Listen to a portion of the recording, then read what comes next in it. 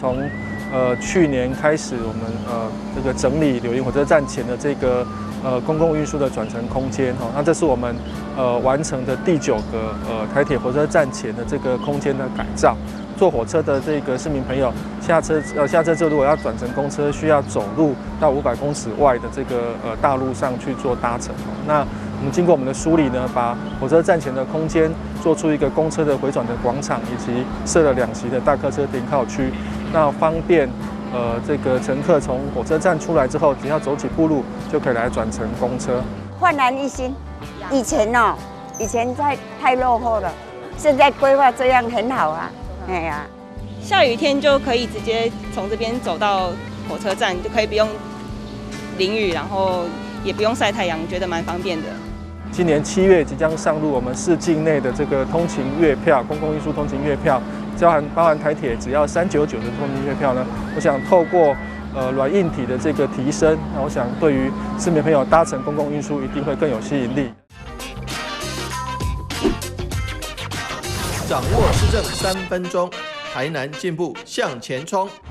我们知道，其实柳营是我们大信营区的一个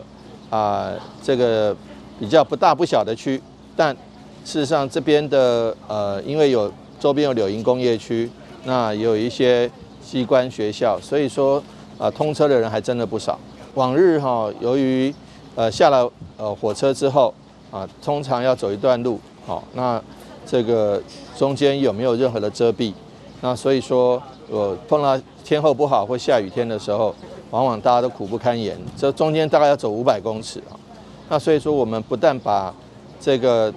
火车站周边的环境优化，也让民众通勤的这个路线更便利化。那周边不管是停车的空间或是停机车的空间，都加以优化。总共花了1688万。就感谢中央能够交通部能够支持经费，配合地方的这个自付款，那能够把这样子的一个这个环境更优化起来，民众也都反应非常好。那我们希望说，借着这样子的，接下来我们台南市也发行这个境内399的通勤月票，能够花没有很多的钱，但是这个得到了这个交通服务品质都是非常好的。所以说，我们希望说这个方式能够让通勤族更加方便，也让进出往来的使用铁路的民众也都更加方便。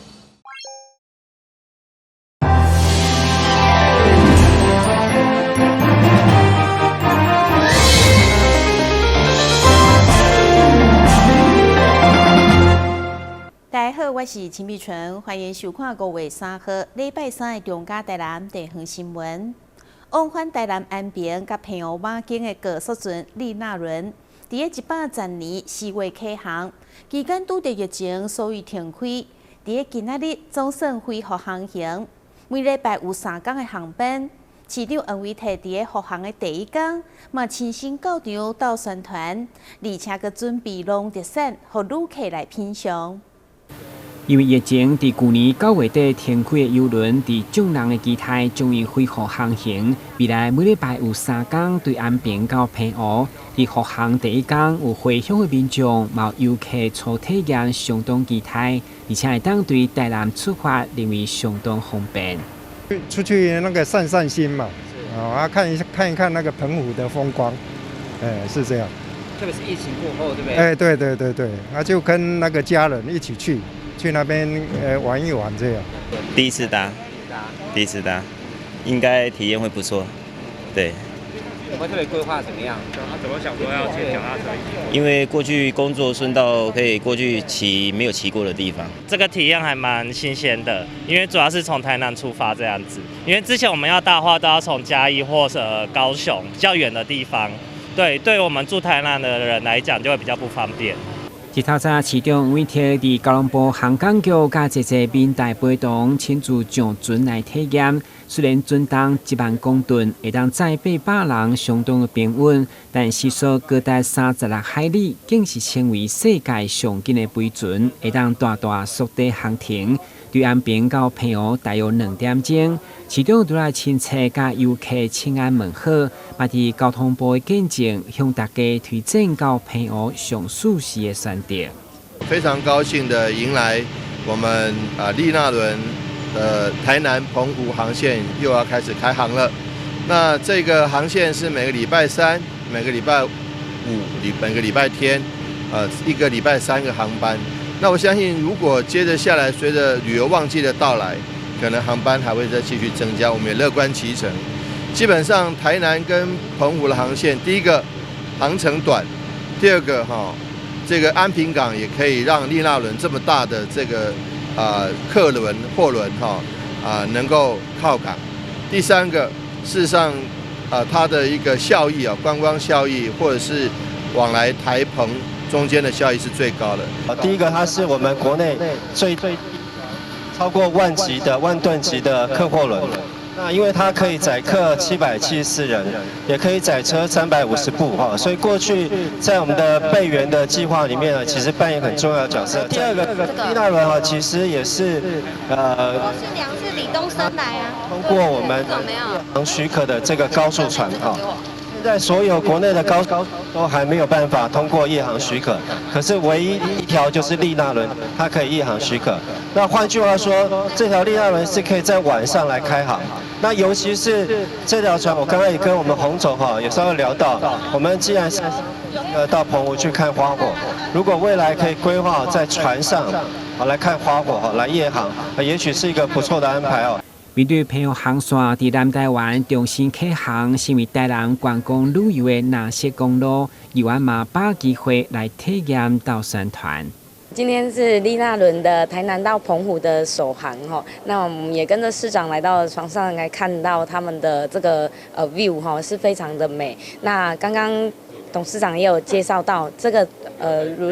轮船是非常的平稳的，那在搭乘的时间上呢也非常的快速就像搭高铁一样，2个小时就可以到达了。所以在快闪活动或者是年轻朋友在时间上的拿捏上我觉得在安排旅程都可以来一趟台南澎湖之旅，享受一下澎湖的美景，再回来台南住宿旅游我们台南的古都之美。为了庆祝邮轮护航，市府嘛特别精选10项台南农特产甲伴手礼来展售，方便游客伫船顶地当选买，早登去甲朋友分享，把任何会当行销台南的机会。台南新闻军及林银光采访过的。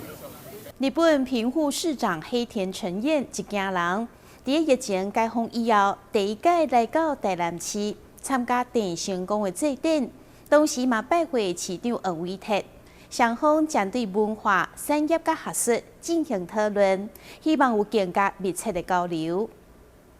台南甲日本平户市因为电成功结缘，加上明年就是电成功诞生48周年，所以平户市才规划相关纪念活动。黑田市长伫疫情解封以后，嘛特别来拜访市长黄伟哲。会中讲到伊10年来台南已经24摆，所以踏上台南就亲像故乡同款亲切。加上台湾日本伫经历地动的互相帮助，建立深刻友谊，所以市长嘛希望未来伫文化产业甲学术顶面有进一步交流。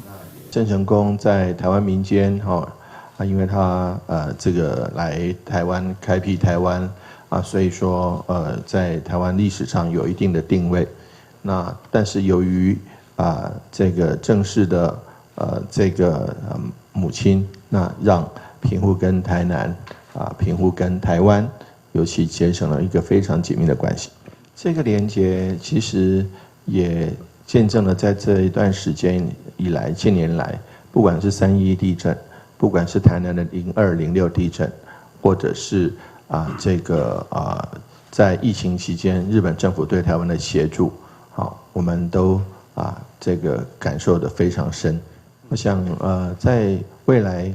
平户跟台南的关系只会越来越亲近，越来越往来越来越密切，在文化以及在产业的交流上，我们都很愿意有更多的机会，不管是前往平户访问我们的学生，或是我们的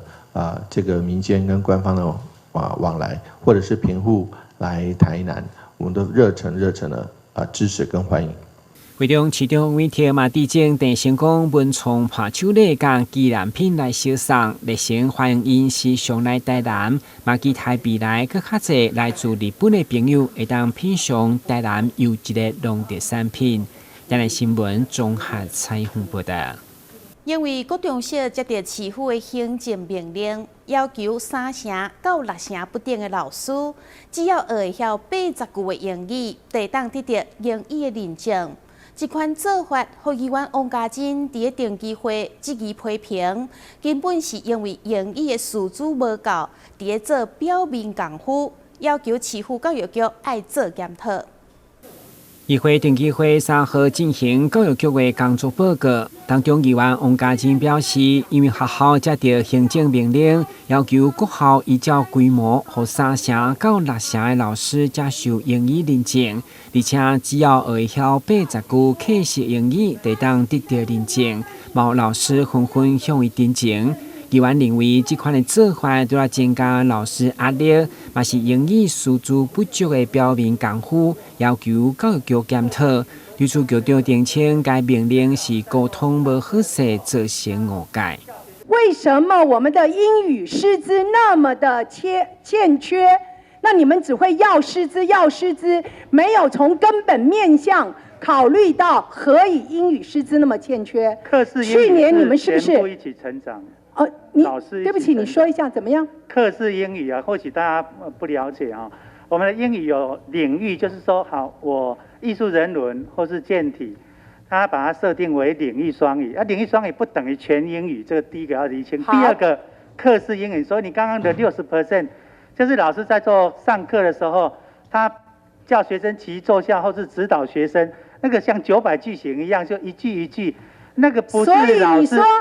老师全部 English is OK， 就可以 meet your requirement。对啊，他就是你的意思是这样是吗？跟得上讲几句就好了。说我要澄清。针对上医甲海师资专求112位，不过毛议员不满资源集中市区，山区偏乡的小校连1位拢无。除了这个争取要求照顾偏乡，嘛针对山区学生的英语平均成绩只有50几分。议员认为，因嘛需要沉浸式的教学，对日常生活无形当中来提升学习效果。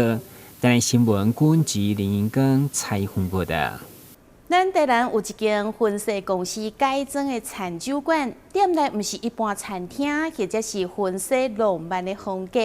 而是营造出妖魔鬼怪、暗藏凄冷的气氛，甚至连料理号名也是变鬼变怪。这大开幕，就引起热烈的讨论，而且特别受到少年人的喜爱。明明是一间餐酒馆，但内底服务生却是穿着盗水服装，加上经典的装饰，还有红色花灯，这种种搭配起来，予人有一种身处伫咧恐怖电影当中的感觉。但安尼不但无造成反效果，颠倒是愈搞怪，愈受到少年人欢迎。很有感觉啊！一进来就是音乐、气氛什么的，都很有在地府的感觉。然后还有服装，然后那边有帽子跟那些扇子什么的。先扮成什么？这应该是黑白无常。其实我也不知道这是什么，我就看到什么觉得好像差不多，就拿起来照。不止店内气氛搞怪，就连伊的菜名也好了真有意思。餐点的名字也很有趣，就那个炒饭叫那个狗饲料，那个店员讲的时候好像蛮不好意思的。他说：“来，你们的狗饲料。”因为我们这个碗盘选的比较像狗碗，所以我们就干脆取名叫狗饲料，就是我们的炒饭。它主体就是以绍兴下去做的，还有八皮炖骨，八就是剥皮辣椒，对，所以我们用八皮炖骨来做这一道汤的名字。还有这一道菜非常特别，因为它的吃法是要把菜叶包住里面的菜料，所以我们叫做包去烘干。过去这曾经是婚纱店，因为疫情持续3年外。后前业者无得继续营业，这少业者因为有行销以及创业背景，所以大胆打造出低价风格餐酒馆，目标课程锁定伫咧少年族群。我们就是想要做跟别人不一样的东西啦。那我相信这在台湾应该是还没有人这样做过。那这整个设计，那包含构思，就是像是我们附近庙宇比较林立，蛮多的，那就是结合庙宇，然后一些这些牛鬼蛇神的东西，然后想说玩玩看，那没想到就是做了之后，回响都还不错。最地府目前有提供餐点以及饮料服务，店内嘛有准备各种酷势装扮，让消费者装神弄鬼，特殊体验造成不少话题。台南新闻张硕维采访报道。台南市政府甲台湾知名部落格平台合作，共同推广潮味台南观光品牌。今年第一届邀请全民来参与，经过网友投稿推荐，并选出40间肯定特色的店家。接下阁有拍卡特别奖的活动，邀请更加侪网友踊跃来参加。第二届潮味台南评选结果出炉，日前由台南市政府副秘书长王永志代表市长而委托颁发认证奖牌予得奖店家，现场也邀请店家适当互相交流。2月中旬到4月，现在大家只有短短的2个月时间，但是我们流量已经超过120多万，然后让受到广大的台湾的本地的旅客的那个关注。同时间呢，我们也有除了广度之外，我们也有深度上面的了解。这个在我们网络的技术上面，我们叫做 social listening， 一个叫聆听社会。就是说呢，我们透过所有的优质文章跟那个阅读者的那个意见的回馈，我们评选出了40家最好吃、最好玩、最好住或者最好消费的一些店。今年的主题是上有台南味，透过51位部落客，各自为不同的观点甲角度来记录、分享台南，呈现台南深度多面向的风貌。这次得奖的40间店家遍布在台南19区，包含美食、旅游、大房、购物4大类。我想谈到吃的部分我们台南的美食大家都耳熟能详，但是以往听到的都是可能比较在网络声量比较大的一些店家。那我们今天非常的特别拜托李克那个冷真执行长作为一个不一样的，把我们在项目里面的隐藏冠军一一的拉了出来。这次呢，我们希望选出的都不是以前就富有知名度的前100家的先作为持续的来推展之外，再挑选各区是不是有隐藏版的冠军终于挑出了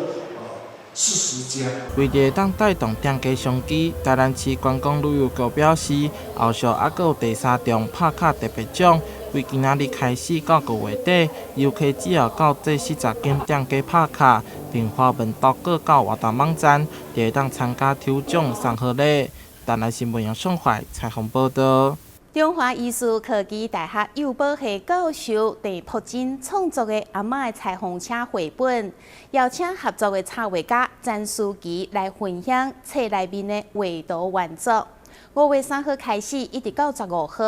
伫学校的艺术中心举办绘本分享，甲原插画展览，邀请大家做伙体会绘本读书的艺术。小时候，奶奶会用旧衣服做我的尿布。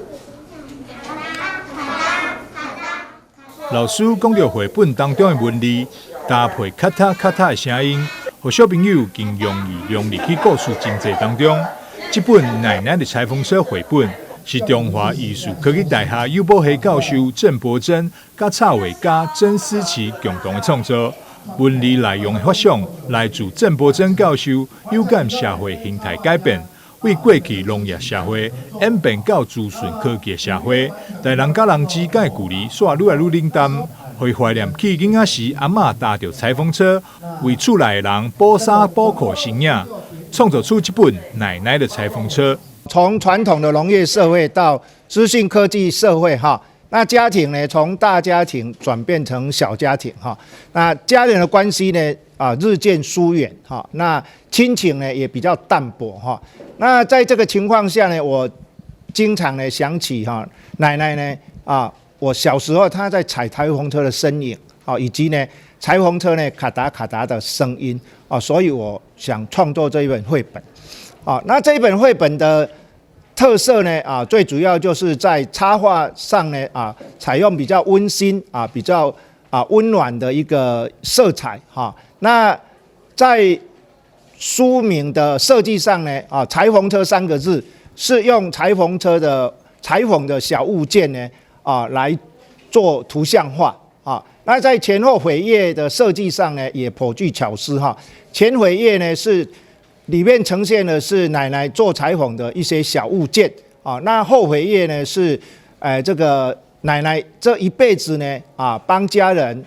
帮孙子做的一些衣物跟布偶玩具。奶奶的裁缝车绘本运用魔声法，以简洁文字透过某些阿嬷搭着裁缝车发出的咔嗒声，表达阿嬷对着家庭的关爱之情，以及家人对着阿嬷的无尽思念。郑伯珍教授在2021年撰文，并找到插画家曾思琪来画图，为呈现册当中文字的情节，曾思琪的插画设计、媒材技法、封面的册名设计、前后的扉页设计、裁缝车的构图，以有感的手法结合创意卡司加以呈现。校长孙一鸣嘛表示，郑伯珍教授近几年来用心投入绘本创作，至今已经出版17本绘本。伊认为这是大学老师善尽社会责任的具体实践。奶奶的裁缝车。台南新闻张硕伟采访报道。有一位71岁阿嬷，因为中风吞物件困难，佮会记着长期靠鼻胃管来灌食，感觉真无爽快。经过医生的建议，用内视镜为腹肚边开一个空喙，直接灌食到胃。除了解决无爽快，对营养的需求嘛有真大帮助。咱做伙来了解。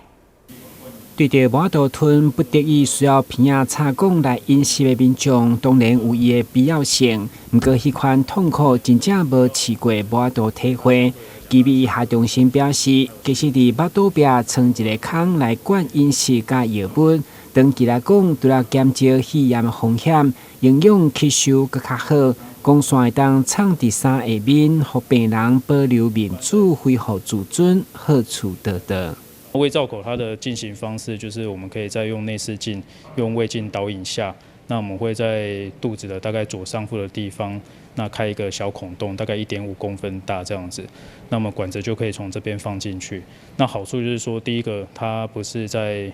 脸上啊，所以对外观上面来讲，不太会有影响。那对于病人的心理啊，或是他的社交，他的心理压力也比较不会那么大这样子。那第二个就是说他在肚子上，那所以他用简单的衣物把它盖起来。那所以如果说是医师状况清楚的病人，他其实一般的生活上不太会有什么跟一般人会有什么差异这样子。那第二个就是说，那它好处就是说它半年换一次就好了，那换的方式也不会太困难这样子。那第三个就是它的管径比较粗，所以它可以灌的营养物相对来讲也比较多这样子。既然有这么多好处，包括欧美甲日本的长照中心9成以上拢看无鼻胃管已经是趋势，不过乃国内30档也无法度普遍，医生坦承文化民情的观念就是阻碍。在欧美国家里面其实胃造口是一个相当常见的一个术式啦。那只是说在我们台湾目前大家对胃造口的这个接受度还是相对来讲比较没有那么高。那当然主要大家有几个考量点，第一个就是说，毕竟是要在肚子上面开一个孔洞，所以有些人包括病人或是家属会有一点心理的障碍这样子。那第二个原因就是在说有时候会怕麻烦啊，毕竟做这个东西是一个小手术它可能需要住院大概4到5天的一个时间这样子。基比学中心为了打破民众刻板印象，除了详细分析胃造口甲鼻胃管的优缺点，嘛以团队合作的模式，呈现团队成立以后帮助234位患者的成果，希望让长辈减轻痛苦、有尊严的生活。台南新闻军及林英光采访报道。感谢你收看5月3号的中嘉台南地方新闻，我是陈碧纯，咱再会。